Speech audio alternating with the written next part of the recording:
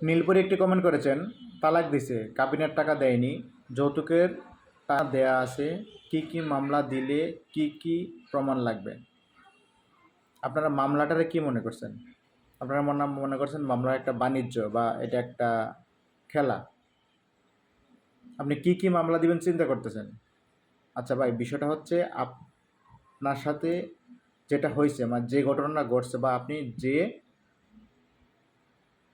অপরাধের শিকার হয়েছেন সে মামলা দিবেন। আপনাকে যদি যৌতুকের জন্য মারধর করে আপনি সেই মামলা দিবেন, আর আপনাকে যদি এমনি নির্যাতন করে নির্যাতনের মামলা দিবেন, আর আপনাকে যদি কাবিনের টাকা না দিয়ে ডিভোর্স দেয় তখন দেনমোহরের মামলা করবেন, 3 মাসের ভরণ পোষণের মামলা করতে পারবেন, বাচ্চা থাকলে পারিবারিক আদালতে ভরণ পোষণের মামলা করতে পারবেন। আপনি কি কি মামলা করতেছেন, প্ল্যান করতেছেন, এটা ভাই ঠিক না।